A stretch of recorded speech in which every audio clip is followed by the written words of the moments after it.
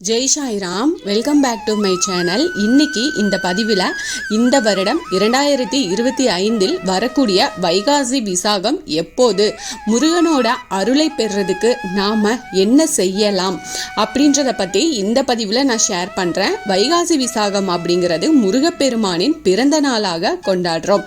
வைகாசி மாதத்தில் வரும் விசாக நட்சத்திரத்தில் பௌர்ணமியோட சேர்ந்து வரும் இந்த நாளையே வைகாசி விசாகம் அப்படின்னு கொண்டாடுறோம். இந்த விழா இந்தியா மட்டும் இல்லாம உலகம் முழுவதும் தமிழர்கள் வாழும் இடங்கள்ல ரொம்ப சிறப்பா விமரிசையா கொண்டாடப்படுது. இந்த ஆண்டு பாத்தீங்கன்னா ஜூன் 9 திங்கட்கிழமை இந்த வைகாசி விசாகம் வருது.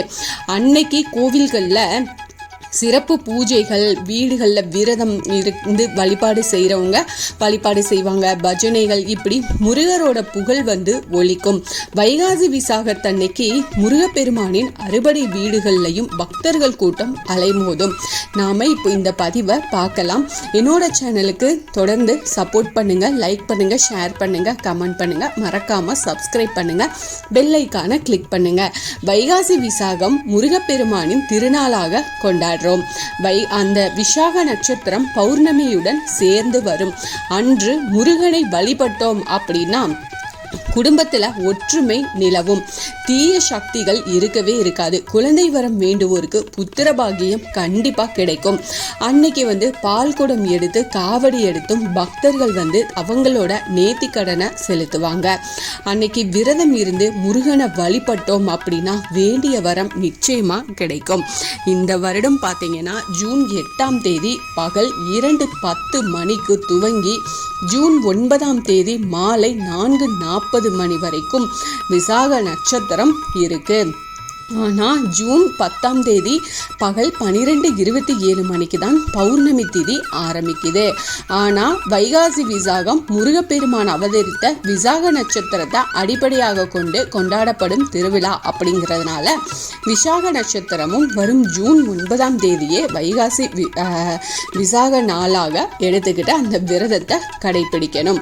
வைகாசி விசாகத்தன்று ஏராளமான பக்தர்கள் பால் குடம் ஏந்தியும் காவடி சுமந்து அவங்களோட நேர்த்தி கடனை நிறைவேற்றுவாங்க. வைகாசி விசாகத்தன்னைக்கு விரதம் இருந்து முருகப்பெருமானை வழிபட்டோம் அப்படின்னா நினைச்ச காரியங்கள் நிறைவேறும். முருகனின் அருள் நமக்கு பரிபூரணமாக கிடைக்கும். குடும்பத்தில் இருக்கிற பிரச்சனைகள் எல்லாமே நீங்கும். தம்பதிகளுக்கு என்ன பிரச்சனை இருந்தாலும் அவங்க ஒற்றுமையாக இருக்கலாம். அதாவது முருகப்பெருமான வழிபாடு செஞ்சுட்டு வந்தாங்க அப்படின்னா கண்டிப்பாக ஒற்றுமை கிடைக்கும். குடும்பத்தில் அமைதி அப்படின்றது கிடைக்கும். குழந்தை இல்லாதவங்களுக்கு குழந்தை பாக்கியம் கிடைக்கும். சந்ததி பெருகும். வாழ்க்கையில் மகிழ்ச்சி உண்டாகும். இந்த வைகாசி விசாகத்தன்று முருகப்பெருமானின் மந்திரங்களை சொல்லி வழிபாடு செய்கிறது சிறப்பு. இந்த கந்த சஷ்டி கவசம், வேல்மாறல், இதை எல்லாமே பாராயணம் செய்யலாம். இது எதுவுமே தெரியாது, எங்களுக்கு படிக்கவும் தெரியாது, இந்த புக்கு இல்லை அப்படிங்கிறவங்க ஓம் சரவண பவ அப்படின்ற மந்திரத்தை எத்தனை முறை சொல்ல முடியுமோ அத்தனை முறை சொல்லலாம். அன்றைய தினம் வேல் வழிபாடு செய்கிறதும் வேல் பூஜை செய்கிறதும் ரொம்ப சிறப்பு வாய்ந்ததுன்னே சொல்லலாம். வைகாசி விசாகம் பெரும்பாலான முருகர் கோவில்களில் 10 நாள் திருவிழாவாக கொண்டாடுவாங்க. அன்றைய தினம் முருகப்பெருமானுக்கு வீடுகள்லையும் இனிப்புகள் செஞ்சு படைச்சு வழிபாடு செய்யலாம்.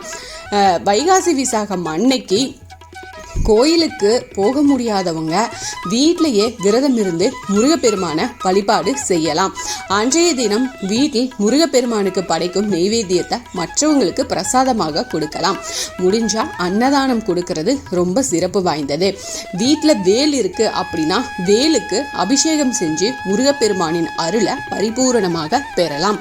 உங்கள் வீட்டில் நீங்கள் முருகப்பெருமானோட படம் வச்சிருக்கிறீங்க அப்படின்னா நல்லா சந்தனம் குங்குமம் வச்சு பூக்களால் அலங்காரம் பண்ணிக்கோங்க. செவ்வரளி பூக்கள் இல்லைன்னா பன்னீர் ரோஜா, இதில் எது கிடைச்சாலும் தாராளமாக இதை வச்சு அலங்காரம் பண்ணிக்கோங்க. சிலை வச்சிருக்கிறீங்க, விக்கிரகம் வச்சிருக்கிறீங்க, வேல் வச்சிருக்கிறீங்க அப்படின்னா கண்டிப்பாக பால் அபிஷேகம் செய்யுங்க. உங்களால் எத்தனை அபிஷேகம் செய்ய முடியுமோ அத்தனை அபிஷேகம் செய்யுங்க. செஞ்சுட்டு பூக்களால் அலங்காரம் பண்ணிக்கோங்க. அதே போல் சுப்பிரமணியரோட உங்களுக்கு தெரிஞ்ச மந்திரத்தை நீங்கள் சொல்லுங்கள். இல்லை உங்களுக்கு அஷ்டோத்திரம் தெரியும் அப்படின்னா 108 அஷ்டோத்திரத்தை சொல்லி நீங்கள் அர்ச்சனை பண்ணலாம். அது கண்டிப்பாக உங்களுக்கு என்ன பிரார்த்தனையாக இருந்தாலும் உங்களுக்கு நிறைவேற்றி கொடுப்பார் முருகப்பெருமான். இந்த பதிவு உங்களுக்கு பயனுள்ள பதிவாக இருக்கும் அப்படின்னு நான் நம்புகிறேன். என்னோட சேனலுக்கு தொடர்ந்து சப்போர்ட் பண்ணுங்கள், லைக் பண்ணுங்கள், ஷேர் பண்ணுங்கள், கமெண்ட் பண்ணுங்கள், மறக்காமல் சப்ஸ்கிரைப் பண்ணுங்கள், பெல் ஐக்கானை கிளிக் பண்ணுங்கள். இது போல் எனக்கு தெரிஞ்ச ஆன்மீக பதிவுகள் உங்ககிட்ட நான் ஷேர் பண்ணுறேன். Thank you friends. மீண்டும் அடுத்த பதிவில் சந்திப்போம்.